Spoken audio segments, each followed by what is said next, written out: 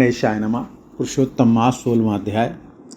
वाल्मीकि जी कहने लगे, इस प्रकार अनुपम वरदान देकर दोनों स्त्री पुरुषों के देखते देखते विष्णु भगवान गरुड़ पर सवार होकर अपने स्थान को चले गए। कुछ समय व्यतीत होने पर गौतमी के पुत्र उत्पन्न हुआ और सुदेव ने पुत्र के पैदा होने पर बड़ी प्रसन्नता के साथ श्रेष्ठ ब्राह्मणों को बुलाकर जाति कर्म किया और स्नान करके ब्राह्मणों को बहुत सा दान दिया।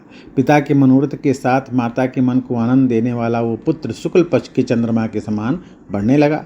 तब पिता ने पुत्र का यज्ञोपवीत संस्कार करा करके गायत्री मंत्र को उपदेश दिया और वो पुत्र ब्रह्मचर्य व्रत का पालन करने लगा।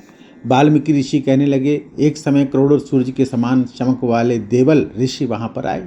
उनको देखकर सुदेव ने उनके लिए आसन बिछाया। उस आसन पर देवल मुनि बैठकर बोले, हे सुदेव, समस्त शुभ लक्षणों से युक्त ये तुम्हारा पुत्र बड़ा भाग्यशाली है, परंतु इसमें एक ही दोष है जिससे इसके सब गुण वृथा हो जाते हैं।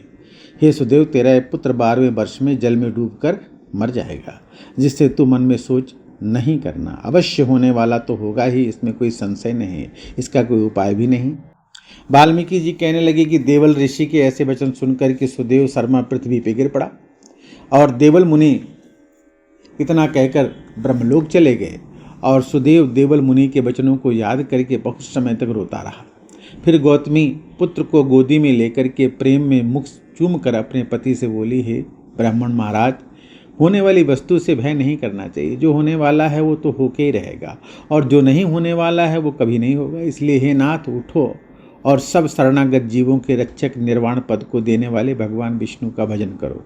वाल्मीकि ऋषि कहने लगे, इस प्रकार सुदेव ब्राह्मण अपनी स्त्री के वचन सुन करके सतगुण को प्राप्त हुआ और हृदय में हरि के चरण कमल को धारण करके अपने पुत्र से उत्पन्न दुख को तत्काल त्याग दिया।